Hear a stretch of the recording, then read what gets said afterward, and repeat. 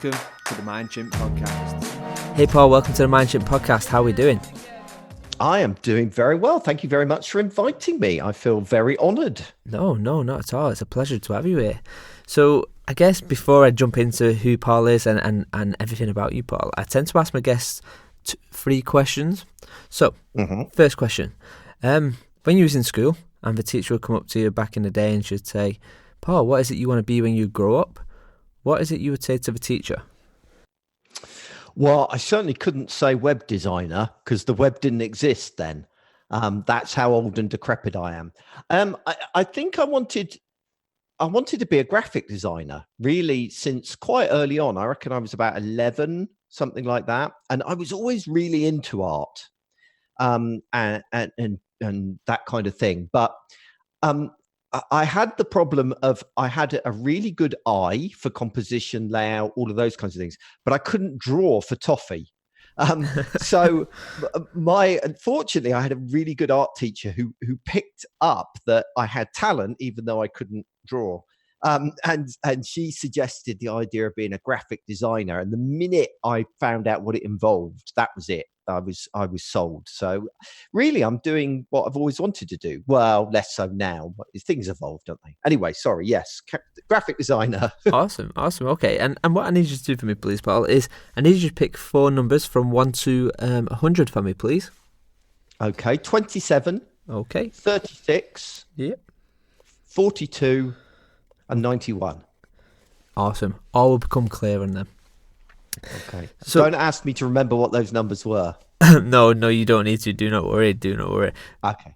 So I guess before we kind of get into this, I tend to ask my guests to try and summarize their logline or their summary as however they want to do it. And what would your logline be, Paul? Well, I'm going to cheat here and just read what it says on my website. Which is creating an outstanding user experience that is transformative for your business. I think that pretty much sums up what I do. Okay, awesome. So, Paul, I've kind of gone back and forth with you on LinkedIn. I follow your blog posts, your podcasts, etc. But maybe for some of my guests, because this is kind of more learning development, organizational design development, and there's so much overlay. But for my guests who maybe don't know who you are, maybe you could give us a bit of a whistle-stop tour from kind of where you've come from all the way up to where you are right now. Crikey, that could take the whole time. I'm that old and decrepit. So I started off as studying graphic design, and I was doing a degree in graphic design where I happened to stumble into, and I really did stumble into it, an internship with IBM. Working on their first ever multimedia computers. This dates me immediately. So their first computer they ever produced with a sound card and a CD-ROM. So I was working on all the graphics and the icons and the video around that. And we could do exciting things back then, like stream video from a CD-ROM at 160 pixels by 120 pixels. As long as there wasn't too much movement in the video, and as long as there was no red in the frame, because that would choke the bandwidth. Anyway, so that's how I started off. Then towards the end of that internship, this thing called the web came along, and none of the proper grown-up professional designers wanted to touch it with a barge pole because it was deadly dull. Grey background, centered text. That was about it. But we were getting asked to produce it. So what do? You give it to the intern, don't you? So that's how I got into the web. Stumbled into it that way. I went and finished my degree. I spent a few more years with IBM before I found out that really large corporate life didn't suit me particularly well. And I jumped ship and went and joined a .com company, where I went through the glorious experience of the .com roller coaster. So I went from hiring, dozens and dozens of people and expanding the team that I ran endlessly, to being told I was going to be a millionaire by New York stockbrokers when we went to Wall Street, and and did the whole kind of NASDAQ flotation. And then to the poverty that comes at the end of that journey. I'm not a millionaire, unfortunately. And then from there, I went and set up an agency, which a user experience agency or a digital design agency, which I ran for 13 years. And now I'm an independent consultant. So the kind of work that I basically do is around, it's around digital transformation, but from the angle of user experience design. So essentially, what I find myself now doing is going, look, in the world we live in today, for an organization to be successful, it needs to be customer centric. Users have got unprecedented choice. They've got more power than they've ever had before, not just to pick whichever product that they want, but also to complain about a product that they don't like. So the result is that we need to be much more user centric as organizations, and we need to make better use of digital to enable us to do that. So that tends to be most of the work I do these days. So I've kind of moved from design across into consultancy, and that happened very naturally over a period of years because essentially as a designer, I was coming up against so many organizational barriers that was stopping change, was stopping me implementing ideas. It might be that a client couldn't deliver content because they had to go through so many different, checks and balances before it could get out. It might have been that they were living with legacy IT systems or whatever the barrier was. And I ended up slowly interfering in with more and more of those barriers until eventually I find myself, looking at organizational change. So, I mean, what an absolute journey that must be.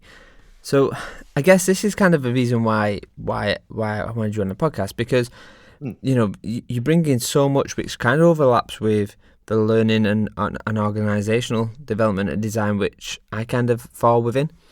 And one of the biggest things which I've kind of been quite vocal about is learning development as a team, if you like, as an industry is always a tad behind, and that's not to go hard on that industry. It just is.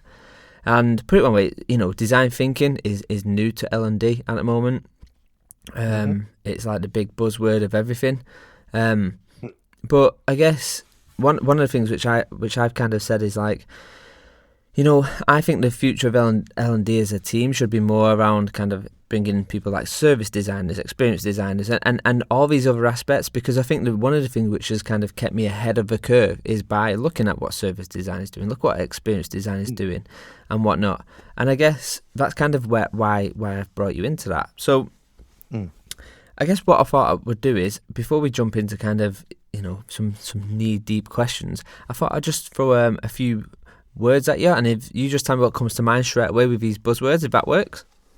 Okay. I think the one thing I'd like to say on what you just said is that I think that goes both ways, because I think there's a lot that those that are involved in digital transformation, those that are involved in user experience design can learn from the learning and development sector, because from our point of view, one of the biggest challenges we face is, okay, we've got this digital knowledge, we've got this digital experience, we've got this understanding of users, yet others within the organization we work with don't have that knowledge. How do we communicate that knowledge to them? How do we bring them on this journey as well? So I do think it's very much a two-way street. But anyway, yes, back to your random words. Let's do those. No, we'll definitely pick up on that for sure. So I guess... So yeah, I'll find these and you just come with whatever comes to mind. So first word is, it's two, digital transformation. Yeah, I've written a whole post on this. What is digital transformation? I think there's a lot of misunderstanding around this. So I think a lot of people think digital transformation is simply implementing or integrating new technologies into your organization, and that is not the case. If you look at almost any definition of digital transformation by anybody that works in the field, it's primarily about changes of customer behavior. So for example, if you think about how much our behavior has changed, most of us now, when we wake up in the morning, we pick up our mobile phones, and those mobile phones have the entire the entirety of human knowledge in our pockets, right? So that's changed how we buy, how we research things, how we behave on a day-to-day basis. So digital transformation is essentially about businesses adapting to changing consumer behavior caused by digital.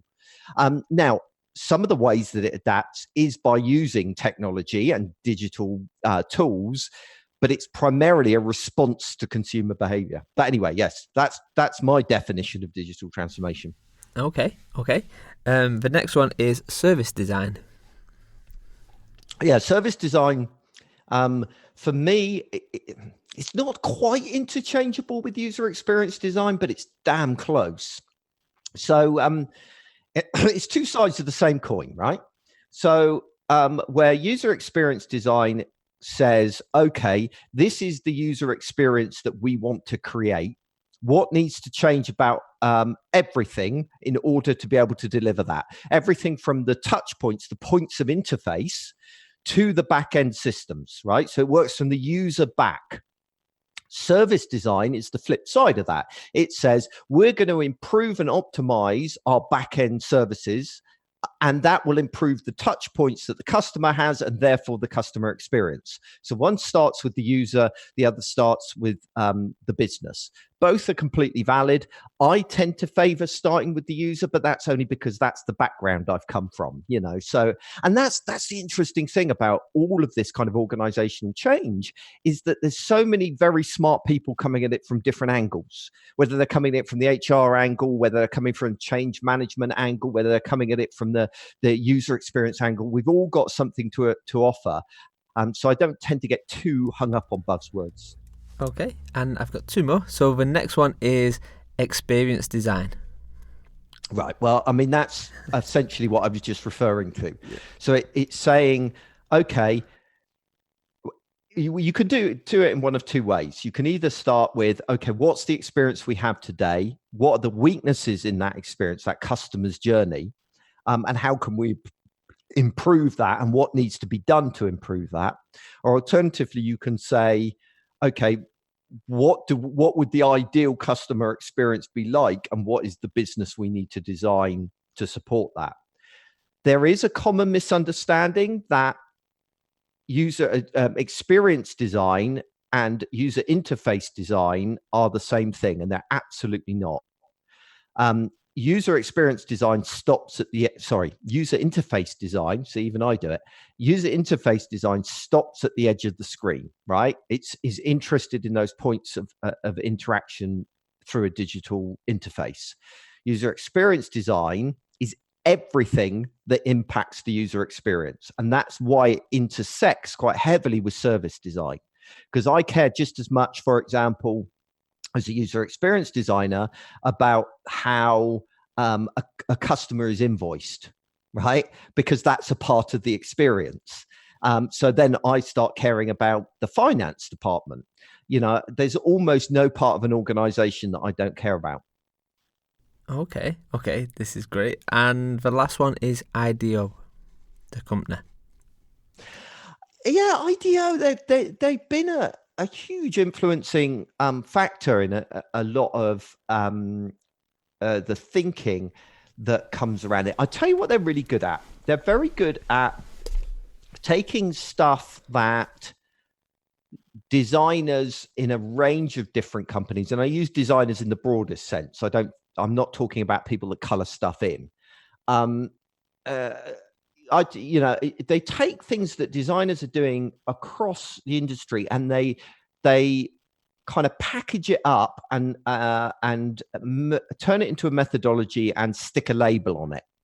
And I don't mean that in a derogatory way. I mean that in a highly complimentary way, because they're very good at enabling people to wrap their heads around a concept and present it in a language that the business world can understand.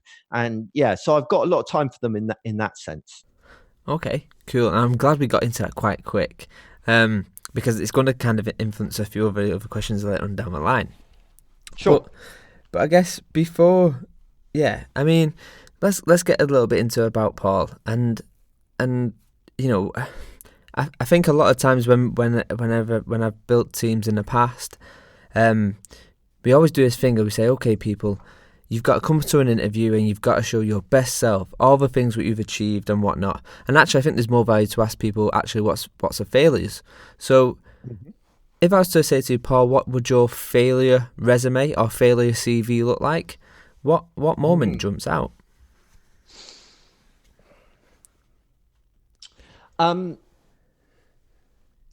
I think I am terrible at managing people, which is why I'm an independent consultant.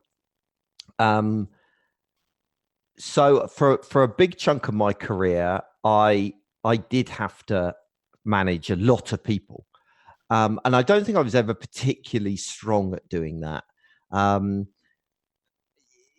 So I, the one instance you asked me for, an instance that jumped out is that towards the end of the .com company that I ran, I made some terrible mistakes towards the end of that.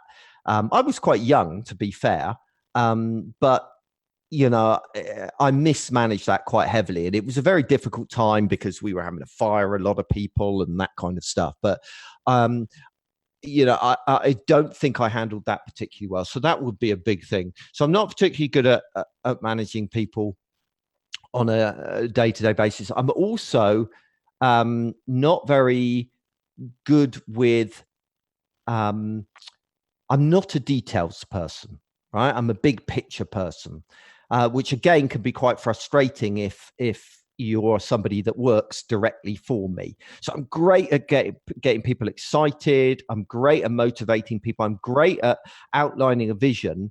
But I'm not always, it's not that I can't do detail, but I lose interest in it. I often describe myself as a small toddler, shiny thing, and then off I go. So I would say those are probably my two biggest weaknesses. Okay. So I guess what's been your most recent personal success? Oh, that's a good question. Let me think. Most recent personal success. I think I have. I always, every time I finish a book, it feels like you've achieved something fairly major. But now I'm like five books in. I think that stops having the same impact that maybe it once did. I think transitioning from running an agency to building a lifestyle consultancy business has been a big transition for me, and that feels like a big success. But then there's also, client work. One of the big things that I've started doing, I know, I've got it. Took me a while. Sorry, you might have to edit that down. So one of the things that I introduced, which I to my new business, is I do this mentorship coaching thing. Because one of the things that really frustrates me about consultants, right, is you get a consultant, they come in, they ask a lot of questions, poke around a lot, and then they write a report, and then they bog off, right? And you're left kind of going, right, okay, now we've got to implement this.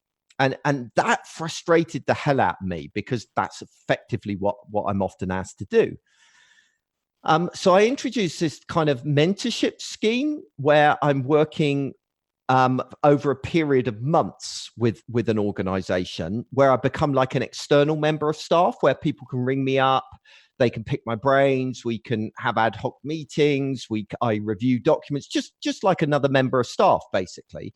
And so what that's enabled me to do is kind of get really embedded in companies and start kind of dealing with well, yeah, it's great what you wrote in the report, but how do I deal with Jim in, procurement that says that we have to do this? Or what about the legal department that says we're not allowed to do that? Or how do I deal with this personality? Or, all the nitty gritty, which makes organizational change so difficult.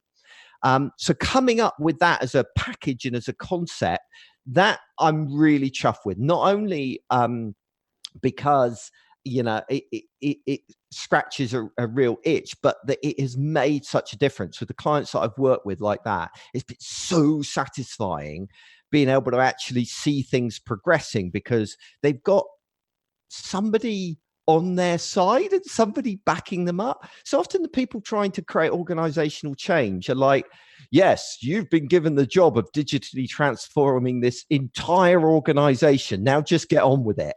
And these poor people are like left floundering of, well, how the hell do you do that? So having a sounding board, having somebody to hold your hand through it, to commiserate with you, to cry with you, to get frustrated with you, I feel like it provides real value. Do you know what I mean? Rather than just another report.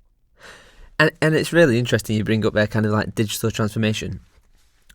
And I think one of the biggest things what we see in kind of corporate environments is we all like to sound a lot more clever than what we are. Like, you know, there's a thing of, for example, you used it kind of digital transformation. People see it as different things and it's, you know, the right and the wrong way. And actually what it sounds like to me as well is you can bring something what is digital transformation and very kind of up there and kind of nobody really knows what it is and bring it down and say, actually, this is what it is and this is what it looks like.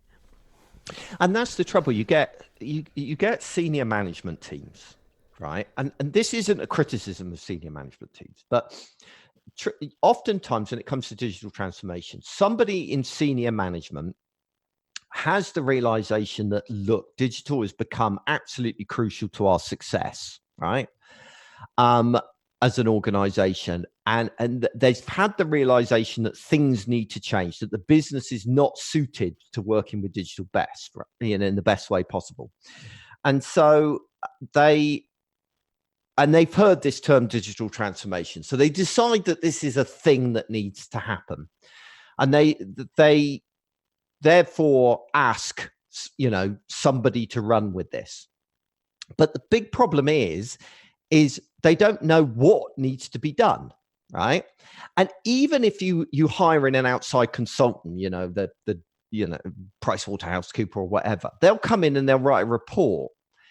But the real trick is, how does that work for Janice sitting in accounts, or Frank that's, you know, working in the warehouse? Or do you know what I mean? It's how that works on a micro level. What do these people do differently in their jobs every day? And the trouble is that senior management can't answer that because they don't know enough about what digital transformation is. Your outside consultant can't really answer that because they don't know enough about Frank and Janice's jobs. And Janice and Frank can't answer that because they don't know enough about digital. So you're kind of caught in this awkward catch-22, and often it comes back and bites whoever's been made responsible of this change program, right? Setting aside the fact that everybody's sick of initiatives. Oh, it's another initiative in our company. I'll just quietly ignore that. So actually there is a huge learning and development piece. There's a huge thing of saying to Janice and Frank and those kinds of people, look, this is what digital is capable of. This is how consumers have changed. This is the kind of things that go wrong in an organization. Let's work together to work out what that then means for your job. So a big part of digital transformation is around the learning and development factors and an internal comms campaign, effectively, of winning hearts and minds that, yes, this is something we need to do. Yes, this you do need to change, because people hate changing. Why can't I just do what I've done for the last 30 years in my job? I've always sent a press release, and now you're telling me I have to do blogger engagement. I mean, what the hell's that? You know? Yeah, and it's spot on. You kind of brought it up, and as well, talking about this comms and this marketing and this L&D, and this is kind of something what I've been talking about, kind of the L&D team as a whole. I'm not 100% sure an L&D team is needed anymore, and it might sound a little bit out there, but I think if you can get teams like marketing, comms, and your product design team and whatever else working really tightly with each other, add in Google.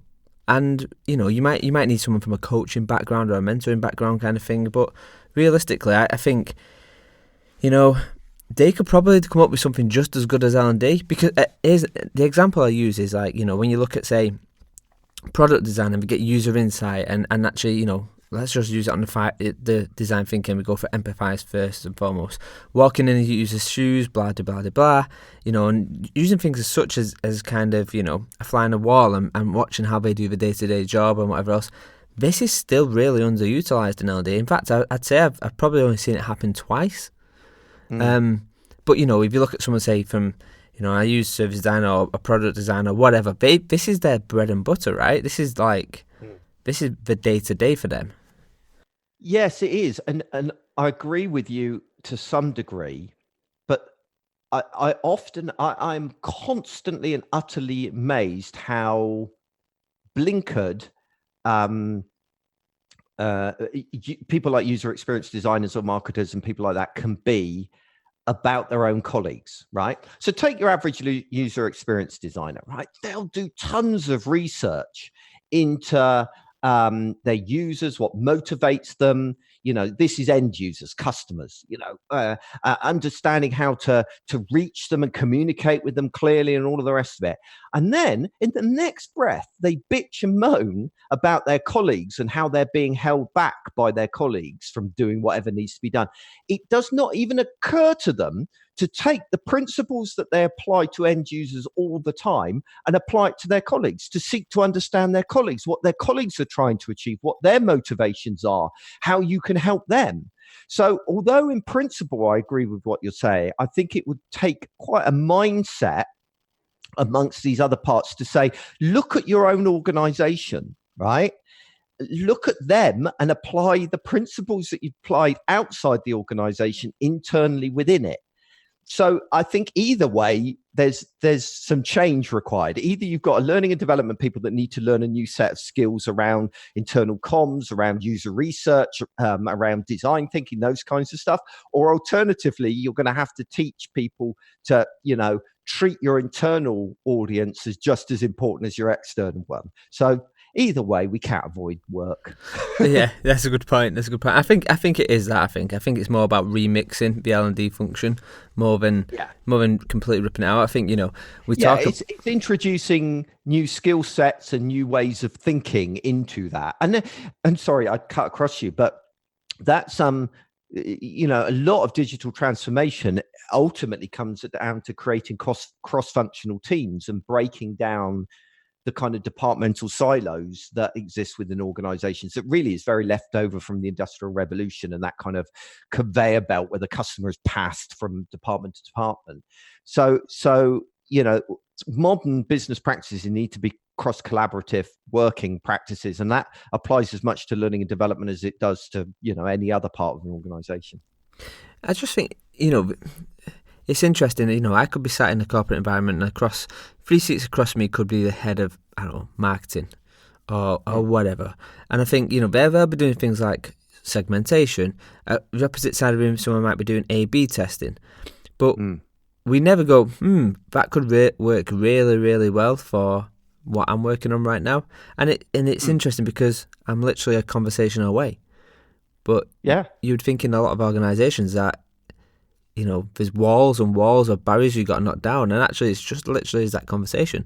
What is A/B testing, and how can that work for me in this thing, what's happening over here? Yeah, but then you might not necessarily even know that they're doing A/B testing, because why would they tell you? You know, this is the trouble. You've got to have that curious mindset, that desire to constantly know what other people are doing, you know, because otherwise you don't know what might be relevant to you, what might not be relevant to you. Every discipline does this. Every discipline makes this mistake. You know, user experience designers go to user experience conferences and listen to user experience experts, right? Well, they're never going to learn anything new that way then, are they? You know, they need to be going to learning and development conferences. You know, I've become obsessed with things like psychology and marketing and you know, change management and all of these different things, half of which is not relevant to me, but half of it is.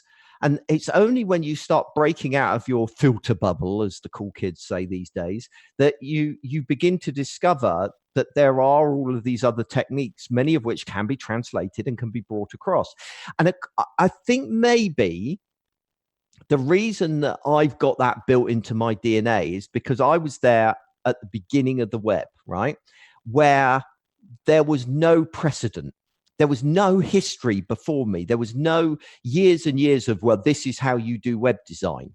Okay. So we had to look at architecture, print design, marketing. We had to look outside of our own discipline in order to work out how we're going to do this thing called web. And I think that's going away now because user experience design has been around for a while. And so we've got that legacy. So everybody just does what they did before. And learning and development would be another example of that. It's been around a long time. So you just do what the people did before rather than go, okay, we need to look outside to bring fresh perspective into this. Yeah. I think someone once said to me kind of what questions do you ask? I'm like, why is literally the best question you can ask. Like, why are we doing that? Why are you doing that? What is this? Kind of, it becomes into, and that curious mindset is something what I've got, but it can also be a pain.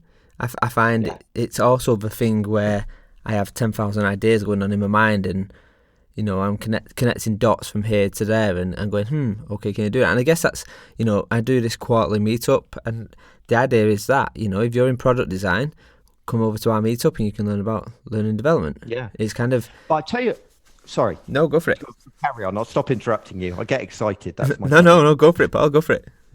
Well, what I was going to say is I think one of the big advantages that I have in that curiosity is that I've been given all the tools to find out what other people do, right? Because that's what you do, both as a user experience designer, you've got to learn about your end users, but also as a consultant, you have to spend your time wrapping your head around new organizations. So, if somebody comes to you and they say, well, what questions should I ask? Well, why is a great example. And there's actually a technique called the 5 whys, right? Where you ask why, but then when they answer you, you ask why again. And you keep digging and digging and getting deeper and deeper into what their underlying motivations are. And that's a great way of discovering new stuff, right? But there are other techniques. There's techniques like in-field studies, where you actually, which originally was applied to obviously end customers, where you would go and you would see where the customer interacted with your product and service naturally. But there are, you can apply that to anything. So, for example, I've done in-field studies with in-house teams where I've gone and spent a day following a finance person around, right? And this isn't specific to user experience. The idea of work shadowing has been around for years, where you go and watch other people.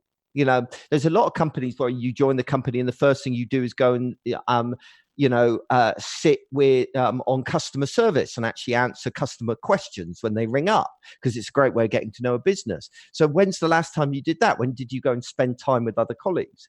And then, of course, there are things like, you can do empathy mapping or persona journeys for internal groups and start understanding how they work. And you can run workshops around this. So there are lots of ways of kind of understanding other people's jobs and unpacking what they do. And that's when you find those nuggets that you can use.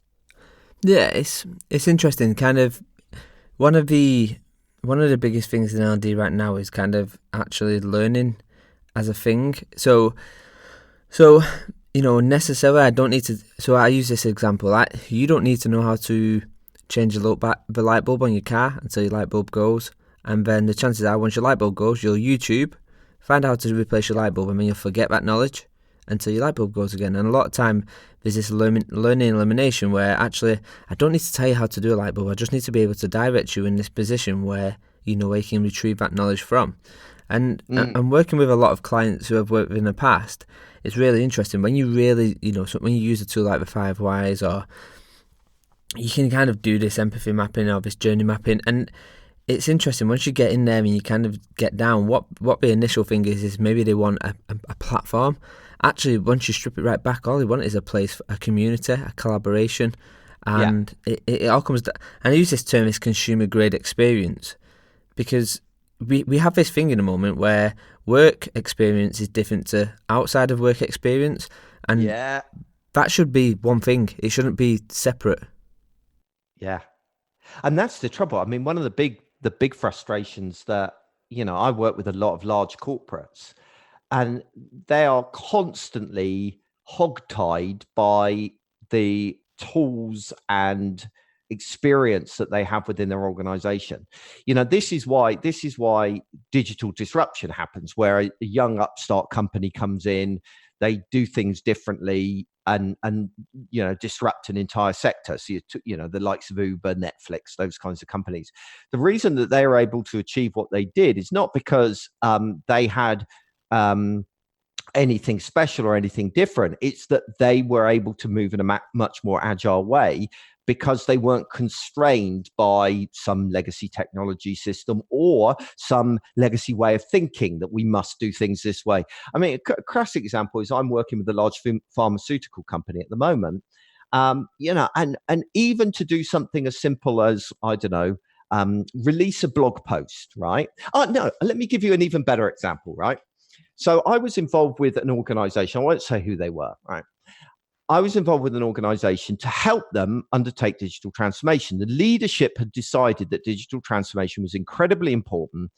They'd made it their number one priority for the organization, but nothing was happening, right? It wasn't taking hold. So I came in and we put together a whole, partly a learning and development package, but partly an internal comms package where we were going to work out, how do we bring people on this journey with us? How do we win their hearts and minds? And a small, tiny part of that was we were going to throw together a blog, all right? And we were going to throw up onto this blog bits of inspiration, of stuff that was relevant that people could, check into. They'd get an email newsletter that would encourage them to go to the blog and read a load of stuff. And it was a whole thing we were going to do. And they were like, oh, but creating a blog's difficult. I said, no, we'll just use Squarespace or something like that to put it on live. I could do it in 10 minutes. We could have it up and running. It's only for an internal audience anyway. We'll lock it away so only an internal audience can view it. Oh, yeah, that's great. Oh, but let us do it because otherwise it's going to end up on your credit card. And you're going to have to invoice us for it. 2 weeks later, nothing had happened. Nobody had come back to me over it. So I chased and said, what happened to this blog?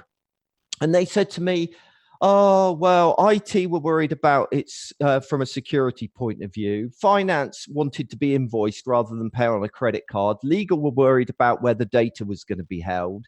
And it just got really complicated. Now, I told this story at a training session that I was running with the company about the problems of culture and legacy and systems and departments to use it to demonstrate this. And I got off the stage and this woman made a beeline for me and she was hacked off and she was angry at me. She came over to me and said, I was the one that blocked it from IT. And I said, oh, I'm sorry to hear about that. Why did you feel it was a security threat? Well, if it had got hacked by ISIS, they could have covered it with propaganda. And I said to her, one, it was an internal blog, so nobody outside of the company would have seen that anyway. But two, I said, what's the likelihood of that happening? But for her, and this is where it all gets so complicated, right? For her, the likelihood didn't matter because the consequences were so high and the cost of saying no was so low. For her, if it had happened, she would have got fired if she hadn't have blocked it. Okay. But she didn't care, therefore, that it benefited the company as a whole because she was being judged purely on security. So things like remunerations and appraisals and all of this gets pulled into the mix as well. So companies end up getting tied up in their own culture because, oh, we can't do that because, I'm being appraised on this, or you can't do that because that's not our system. So I'm picking all of this kind of stuff. It's incredibly complicated. And this way it becomes this kind of system thinking kind of, it just becomes, the business ends up becoming its own bottleneck for the change what it wants to see. And we see it a lot of times in kind of, I've seen it when working with my clients, kind of this thing of, actually, we want to be like Spotify. I'm like, you're never going to be like Spotify because Spotify's problems is different to yours. And what they're doing there has probably been embedded from a get-go. And, they're fresh way of working and they haven't got this legacy kind of system, this hierarchy kind of just long, dragged out process for just a small change. And it starts becoming that thing of you have great minds in big businesses, what end up becoming to this point where like my ideas, my thoughts, my whatever just can't get through this thick sludge of what is the corporate kind of, the system, so to speak. So then we end up fleeing and going elsewhere and joining in maybe a startup, maybe whatnot. And I just think it's a sad state of affairs, really. And that's one way of addressing that is you create a new culture. You need to create a place for a new culture to just state, if that makes sense. So a lot of organizations then create innovation teams, right? And I do think innovation teams have a place where you separate them out, you protect them from the rest of the organization, say essentially you can do what you want over here. You're almost an independent business. The problem then comes with innovation teams is where they're not integrated back into the business. And they're so removed from it that they never make it back in. So I've worked with a client before that ended up creating a very successful innovation team that created a really successful product. And in the end, that product was just, they left the organization, it was left as a separate company because they could never work out how to bring it back in because it was run independently for too long.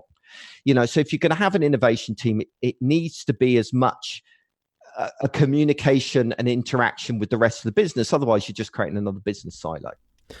Yeah, and it kind of leads me to a question. I had a guest on here a couple of weeks ago, Paul Fryer.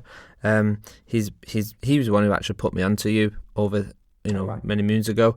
And he asked me to ask you a question actually. And he said, "What is your top tips to get internal buy-in for a project?"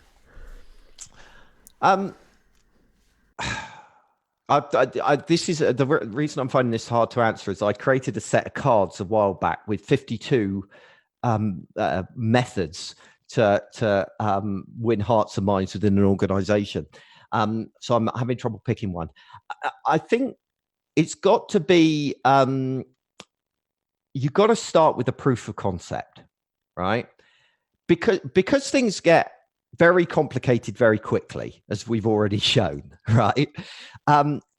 You get the cost then becomes incredibly high of change, right? Because you've got to unpick everything from policies to procedures to working practices to remuneration packages to business silos, the whole way. It becomes so big and so complicated that it doesn't ever happen. So you've got to start by creating a vision and a proof of concept that wins people over emotionally and intellectually. So I'll give you an example of this, right?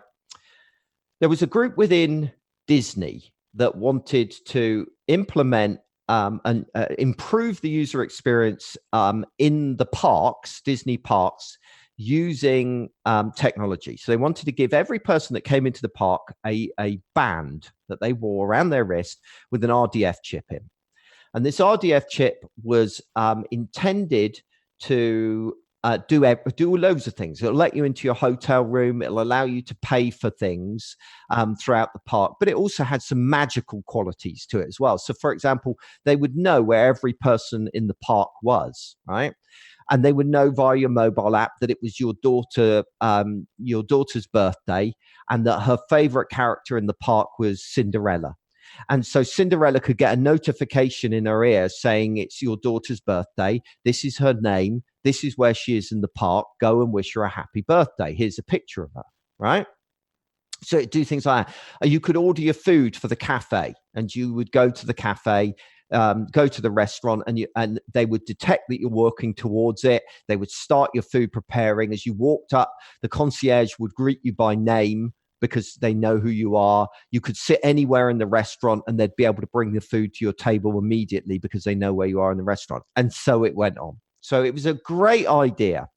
The problem with it is it meant changing every hotel door. It meant upgrading everybody's systems. It meant, changing the payment system. It was going to cost Disney about $1 billion, right? So it's an enormous investment, even for a company like Disney. So what they did is they began with a proof of concept. They took a warehouse in the Disney backlot, and they built a mock-up of a park made of balsa wood and people pretending to be park, staff. And they brought in users, and they got their response to it, and they tried them out. Then they brought in senior management, got them to try out. Take your paper wristbands you've got on that's supposed to be the thing, and walk up to your hotel door, press it against the door, and then someone behind the door goes beep and opens it to show you what the experience would be like. And they trialed it and they tested it, and they got people excited about it. So this idea of kind of rapid prototyping and proof of concepts, I think, is a great way, because it gives you hard data on whether people want this thing, but it also excites internal members of staff, because they know what the end goal is. If you say we're going to digitally transform, that is woolly. It means nothing. But if you show them what that means, then they can imagine it. Then they know where they're going, and they know what they have to do to get there. So Disney fascinate me. So I mean, if someone said to me, you can go and study Disney for 3 months and look at how they build the theme parks, I'm trying to get somebody on here to talk to me about kind of theme park design and stuff like that, because when you look at somewhere like Camelot, Alton Towers, the fact that the experience starts before you even come in, but even in the queue, within the ride, the experience is already there. It's already happening, and this fascinates me. But it reminds me of a story what I was reading a couple of weeks ago, and it was about a ship what's took that kind of approach. You know what you mentioned with Disney, and it was this uber personalized approach, but actually there was and we got talking. It was kind of like, to have this uber personalized approach, there's a balance of how much people don't want to give the data, but they want this personalized approach. And I think that's one of the biggest problems we're seeing right now, is this, I want this personalised experience. We see it in everything we do. Build-A-Bear, for example. You don't go to Build-A-Bear to get a teddy bear. You go for the experience of picking the wool, picking a name, getting a certificate, blah, blah, blah, blah, blah. But, I think this handing over this data is going to be a tricky one, and people's going to have to get their head around it. Very much how it's communicated, in my opinion. It's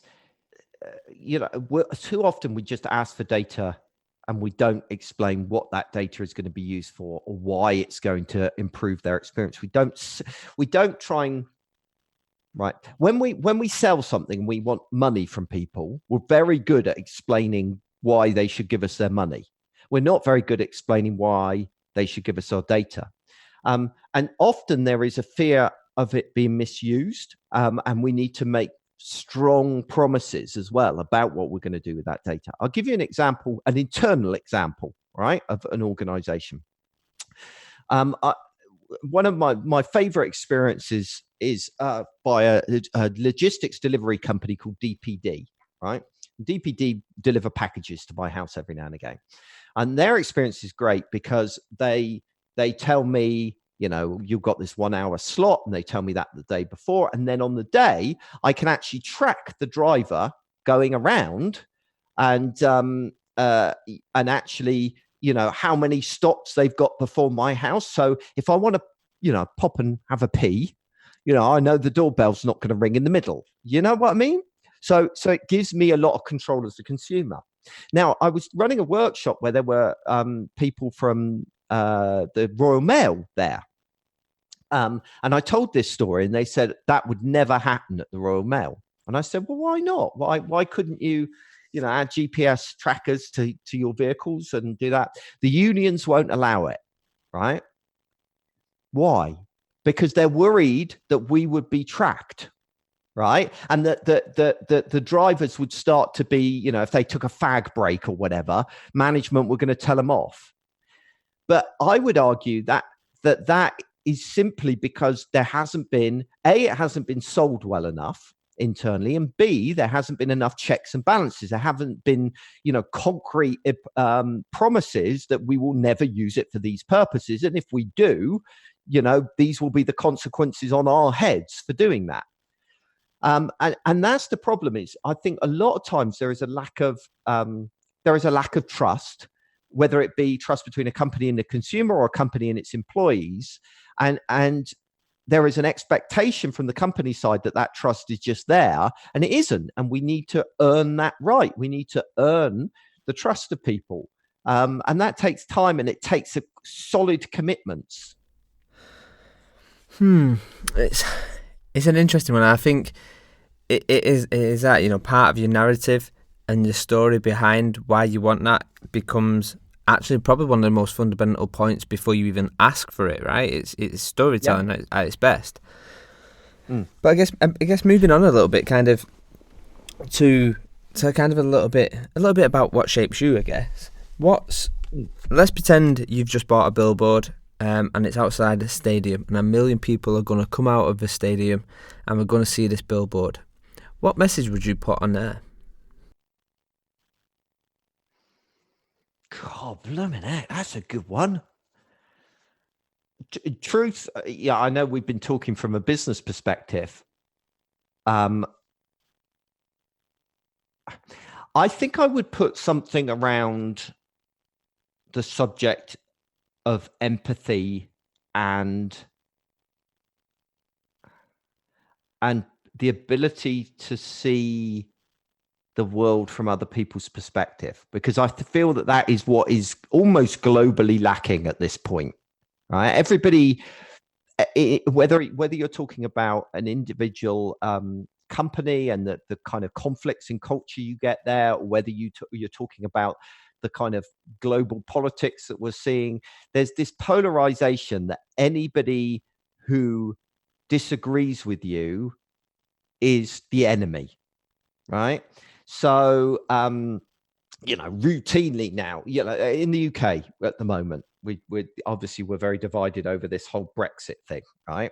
And I'll be frank, I'm a staunch Remainer, right? I would have, stayed in the European Union. But I take real exception to people like Nigel Farage, who I dislike his politics a lot, but I take real exception to him being called a Nazi, right? He's not a Nazi. He's just a man that disagrees with me. Do you know what I mean? And we become very polarized as a society. And I think we've totally lost the ability to understand other people's motivations, understand what leads them to the place they're at. And even if I completely disagree with them, right, on every level, that doesn't, I still should be able to understand their perspective and where they're coming from. And having that ability to do that is not only would make the world better at a kind of macro level, but it makes your relationships better, both personally and in work as well. We were talking earlier, the big one, right? The big one in my kind of sector is the designer-developer relationship, right? They hate one another, right? Because they're very different characters and they see the world in very different ways. But both viewpoints are perfectly valid. They're just coming at things from a different perspective. Another one is I hear all the time web designers complaining about their clients, that their clients are stupid. No, they're not. They're just smart in different things to you. They come at the world from a different perspective. So I think it'd be something along those lines that I put on the billboard. Is that at all what you were after? Yeah, that's fine. It's okay. Perfect fine. But I guess this kind of leads me on to the next question then. So when we look at, say, something like social media, do you think it's a net positive or a net negative to society? You remember I said I was an intern at IBM. Yep. So I spent a year at IBM and then went back to finish my degree before going back to IBM again. And I came back from that first year with IBM when the web was just beginning to take off, and I was so excited, right? And I wrote my dissertation on the benefits of how the internet could change society for the better, right? How it gave a voice to people that didn't previously have a voice, that it gave access to those that previously, are disabled or housebound or things like that. And in those early days, I was a part of what we called then virtual communities before social media and that kind of stuff existed. And I made friends at such a deep level around the world. I was exposed to cultures and people that I would never have previously known, right? I had friends in China and Iran and Iraq and places like that, that I would never have been exposed to otherwise. And I had such hope for the internet. And if I'm honest with you, I am deeply hurt and disappointed by what the internet has become. And and I shouldn't be surprised, really, because I think any technology just reflects back society. But I think that social media has fundamentally polarized society and has reinforced this kind of extremist attitude and confrontational attitude, particularly Twitter, which again was, I was in the first couple of thousand people on Twitter, and I loved it in the early days. But I think it is substantially undermined our society at the moment. Now, your question was, is it still a net benefit? I don't think it's either a benefit or a curse. It's how it's used, how you use it, isn't it? I mean, it's the old, you can talk the same way about something like guns, it's how you perceive them. It can be used for defense. It can be used to keep your country safe or whatever else, but it can also be used. I honestly can't answer that question. We can't turn back time. It is what it is, but it does make me sad. It really does. Okay. So maybe let's turn this on yourself. So, this question is pretty deep, Paul. So, do you even like yourself? Okay. Yeah, I do actually. It's very easy to look at yourself and you focus on the negative elements of yourself, right? And sure, I do the same, right? So I'm very loud and I'm very brash and I can be a bit insensitive at times.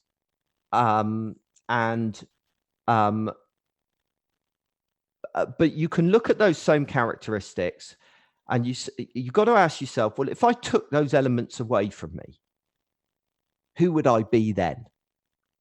And actually, or more precisely, what would you lose? Okay. So if I wasn't brash and loud and slightly insensitive, well, I couldn't inspire people. I couldn't excite people like I do at the moment. I had a client say to me once, how can I say no to you, Paul? It'd be like kicking a puppy, because my brashness and my excitement and my enthusiasm and my loudness are all interconnected. And even my insensitivity, there are times when you do need to plow on, right? You can't change the world, or even a company or a situation without going, okay, I know that I'm going to upset my people slightly in this situation, but it needs to be done, or there is a greater good in it. So I think it's very easy to focus on your negatives and just see them as negatives. But I think every negative has a positive side to it, and has some element. And I think what I like myself a lot more now than I did in the past, simply because I'm much more self-aware of my weaknesses. And I think by being aware of them, you begin to learn when you need to temper them and when you need to lean into those things. And so, yeah, I think so. I think I'm pretty happy generally. Okay. What about you? Has anybody asked you this question? Yeah. Actually, it was yesterday, which I was not ready for.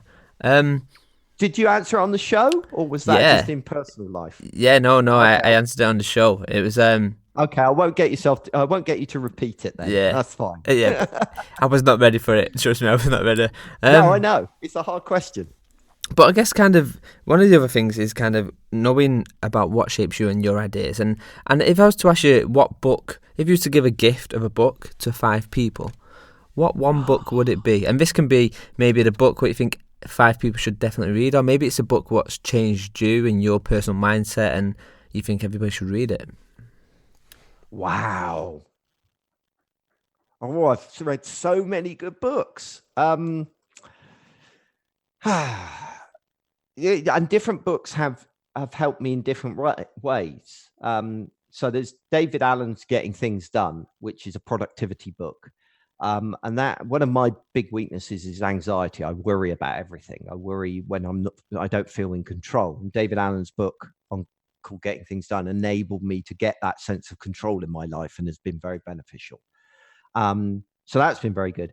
I've read various books about aspects of psychology that I think have been hugely helpful. And it depends. I mean, am I recommending a book for people's lives or for their work life, or is there any frame of reference, or are you just going to leave me floundering at this point trying to think of something? Yeah, I think maybe. Oh, okay. let's make it a little bit easier. So maybe you can recommend 2, one personal and one professional. Okay.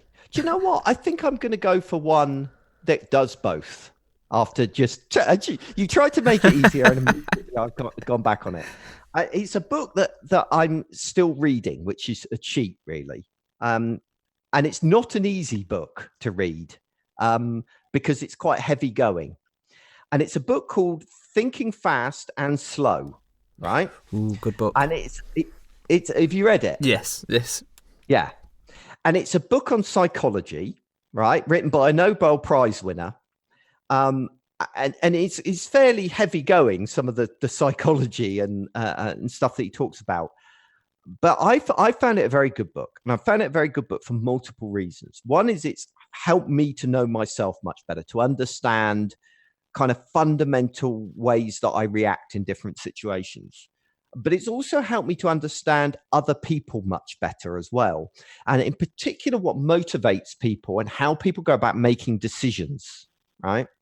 And I won't get into it too much now, but he basically introduces 2 concepts or 2 systems, he calls them, System 1 and System 2, which is essentially your kind of instinctual reactive system being System 1 and your conscious intellectual system being System 2. And he kind of breaks these down and he explains why, all kinds of things. Why there's more chance of us believing if something if it's written in a bold typeface, or why we judges are more likely to deny parole before lunchtime, and all of these kinds of weird little quirks of human behavior. And it is quite. It helps make a lot more sense of the world and the people that live in it, I think, is the only way I could describe it. What was your feelings about it? So my feelings was it was a good book, pretty similar to yours. It was more kind of the fact of System 1, System 2 was quite interesting. Yeah. And kind of just the fact of awareness to System 1 and System 2, if that makes sense. When I think he gets in there and talks about kind of more around snap judgments and how the mind makes these quick decisions even when it kind of lacks enough information to make that decision. But I enjoyed it. I preferred the other book, which I always get mixed up with that, and the other one is Black Box Thinking. Have you read that one?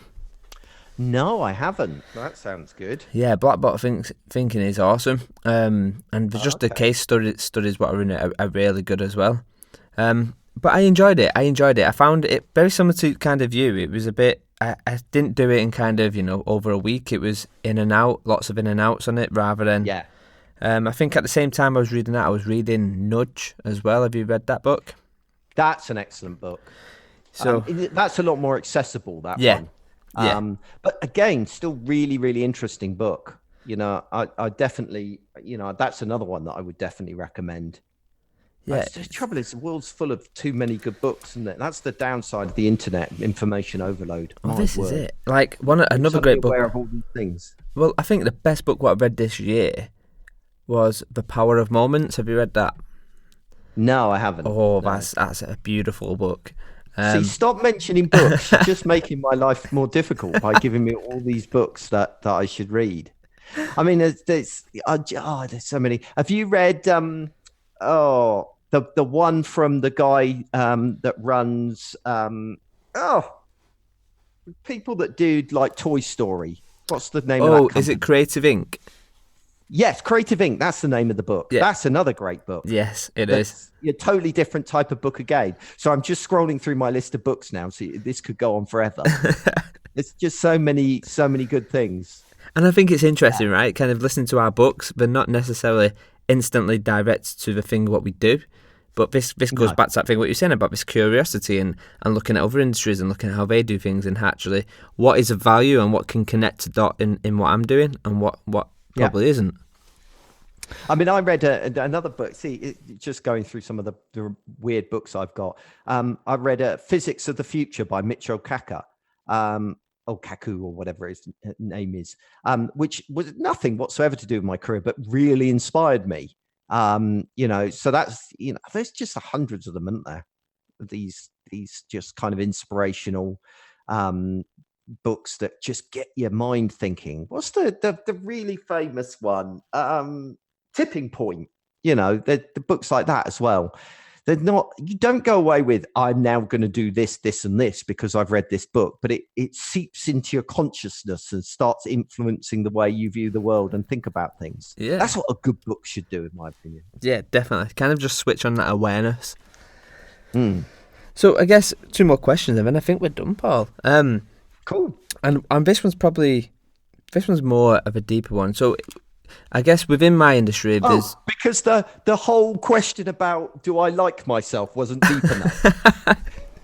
Okay, this might be easy then. This might be really easy actually. But all right, go. But in my industry, there's an element of my industry called e-learning, which is best way to describe it is digital learning, and it gets a bit of a kick in. And the reason behind that is a lot of times they're used in a very dull context of compliance, and it's about getting people to tick that box, say, yes, I know how to put a fire out or whatnot, or GDPR or exit. But actually, what we find is there's no learning what comes out of it. There's nothing happens. It's just a tick box exercise. And actually, one of the things which I've been playing around with probably for a couple of months now and chatting with a few people is actually how can we make e-learning better by working with, say, UX designers or UI designers or whatever. But what 5 tips would you give to someone who's doing e-learning and to make it much more engaging, knowing full well that the context is the person is either going to be in front of a mobile device or in front of a PC? Yeah. So, I mean, for a start, I've kind of got a bit of an objection to the term e-learning anyway, because it's like people who talk about digital transformation. It's transformation. It's business change. E-learning is learning. It's communicating information. And does it really matter? And actually, I'm a huge fan of digital channels for learning because I think they've got a lot of advantages, over other forms of learning. So I think it also depends on the type of information that you're communicating. You can't make compliance stuff interesting, right? Nobody, and it is going to be a tick boxing, box ticking exercise. You're never going to get people to engage with that kind of stuff, right? It's just not going to happen. But that said, I think there's a lot of potential for using digital channels for learning. For example, one of the things I always think is absolutely absurd, right, is that organizations will regularly they'll pay me to go in and run a training session at their organization, right? So I go into a room, I sit down with, I'm going into a company next week and they've got 90 people going to come and listen to me run a workshop, right? And when you've got 90 people in the room, there's only so much level of interaction you can get into. So it's not going to be like, real hands-on stuff, okay? And yet I said to them, well, why don't we create a series of self-learning videos where people could work through this at their own pace, in their own time, right? Rather than taking 90 people all having to get a date fixed in their calendar for me to do this. And then also you've got it there forever. So as new members of staff join, you'll still have that material. Could I get them to do that? They would much prefer me just to come in and sit in a room and talk with a group of people. So I actually think using video is a great thing, using audio like this, because suddenly all of that content becomes available, in environments where normally, it wouldn't be accessible to you because you're in the gym or you're doing your commute or whatever else. You can communicate all that information there as well. I think so use different mediums is one thing. Another thing I would talk about is write it like a human being, right? What is it? Whenever we talk about, we're talking about, as soon as we go professional and corporate, our whole language changes. We would never speak to someone like we do in the documentation we put out at work. Why is that? Why can't it be friendly? Why can't it be conversational? My rule of thumb is if you can't read it out loud to your mate in the pub with a straight face, then it's probably not right, right? Take, for example, policies, privacy policies, right? Every website's got to have a privacy policy. So I had to do a privacy policy for my website, right? And I looked at everybody else's privacy policies and I thought, oh my word, this is awful. So in the end, I wrote a plain English privacy policy, right? And it starts off, I haven't created this page to conform with some piece of legislation or cover my backside. I've written it so you know exactly what information I have on you and how I use it. That's, if you want to engage with people, that's how you write. Okay. Another thing that I would say is if you're going to be using, so what are we up to? This is number 3. If we're going to be using digital channels, you need to recognize that people don't read anything on the internet, no matter how engaging it is. And, they scan it. So anything that you create, any documentation you create, avoid big blocks of text. If you actually want people to read it, avoid big blocks of text, right? Break it up with bullets and headings and pull out quotes and that kind of stuff, right? Just to make it more accessible and more readable. I think I'm going to stop with those 3. I think, if you just do that, that's a great starting point.